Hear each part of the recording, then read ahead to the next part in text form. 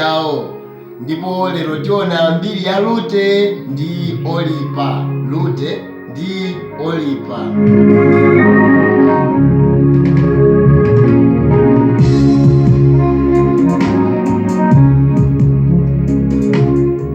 Rute ndi Oripa ndiwo apongozi a Naomi. Mzaka zimenezo Naomi anapita ku Moabu kuthawa njala. Naomi anathawa kwawo ku Yuda.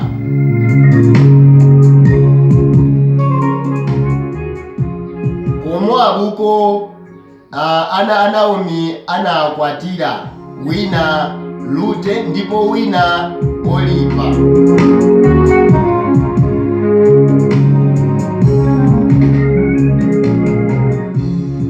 Koma ana a Naomi anafa osaberekera ana mwa azikaziwa, ndipo anasiya azikaziwa m'manja mwa Naomi nkumakhala nawo, chifukwa mwakhalidwe lawo amayenera kuti apeze azimuna ena wochokera mwa Naomi ngati ana ake amene angalowe kufa, koma sizinatheke chifukwa panalibe mwana wina, ndipo nthawiyo nkuti Naomi atakalamba.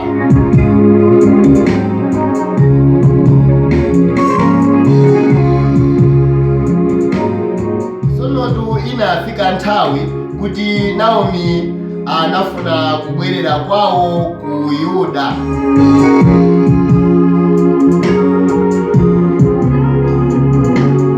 Ndipo anawasazika apongozi ake awiriwa, nawawuza kuti aliyense abwerere kwa makolo ake, koma anakana.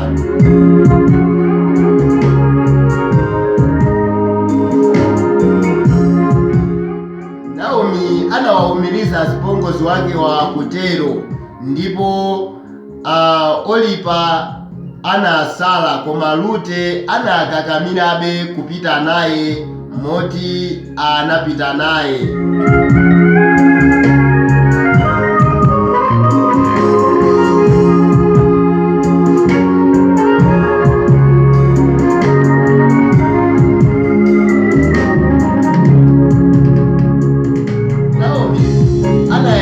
Kumulangiza Rute kuti ngakhala amakakukakamira, koma panalibe chiyembekezo choti angakapezenso mwamuna wina wochokera mwa Naomi, chifukwa kuti Naomi anali atakalamba. Komabe Rute sanavomerezebe kusala, anapita naye.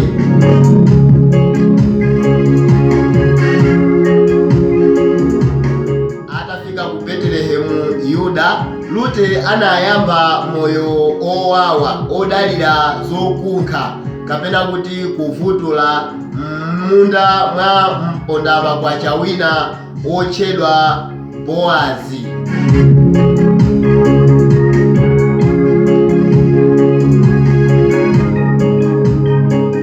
Kwa masiku ochepa chabe, Naomi analangiza Rute kuti amufotokozere Boazi olemerayo za vuto lake, ndipo zinachitira ubwino pakuti Boazi anazipereka kulowa kufa, namukwatira Rute ndi kubala Obedi.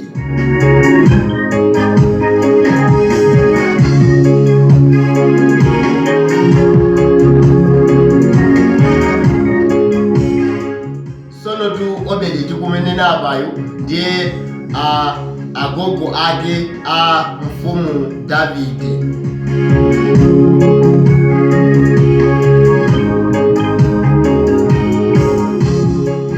Ndipo kuchokera mwa Rute kubadwa Obedi, kumene koso munabadwa Davide, kufikira mpakaso Yosefe amene ali bambo ake a Yesu kutubi.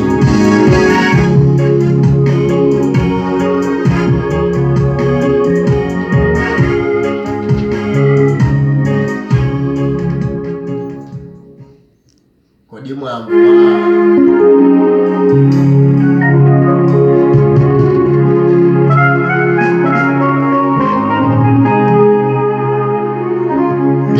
Olipa ikuthera mosazikana ndi Naomi basi.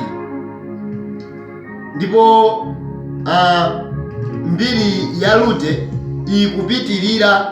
ikukhala yopitirira pamenepa mpakana kukafika poti nkukabadwa mwanayo nkubereka mwana ndikubereka sopano mfumu Davide, komanso nkuzaberekaso Yesu Khristu amene ali mfumu yotchuka, mfumu yakumwamba.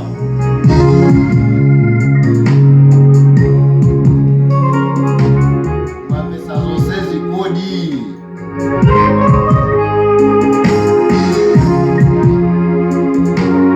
Okondedwa, madalitso a Yehova amafuna achina Rute.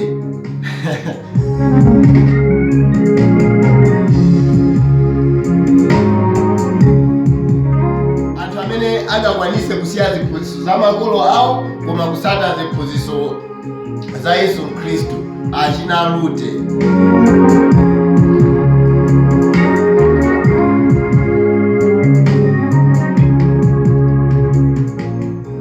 Tilipo anthu ena timamupempha Ambuye kuti Ambuye muzindithandiza bizinesi yanga iziyenda bwino, koma bizinesi yo ndiyoti takhwimira tayiphatikiza ndi zisamba. Amenewo ndiye achina Olipa.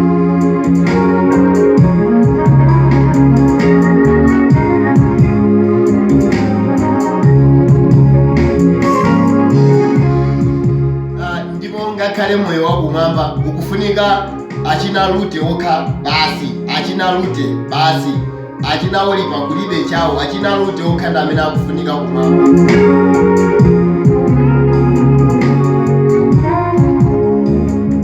Anthu amene angakwanise kusiya mauchimo, uhule ndi zina zotero posatengera kuti kodi anthu amene akupanga nawo adandaula kapena awaseka.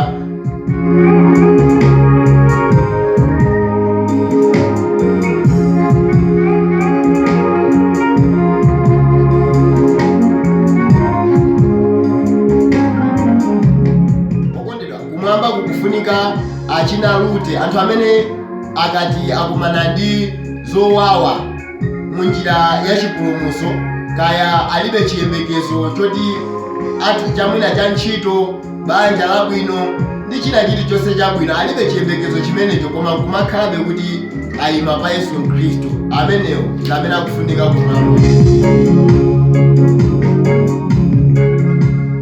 Ngakhale Yesu Khristu akuyankhula pa Marko 8 verse ya 35 kunena kuti ofuna moyo wake azawutaya, tero kuti zikufunika inuyo ndine titaye moyo wa dziko lino lapansi kuti tikonze moyo wakumwamba. Okondedwa, osamakakamizi, osamafinyika, tiyeni tisiyeni zoyipazo posatengera kuti chingachitike chakapena tisekedwa, tiyeni tisiyeni, kumwamba nkwabwino.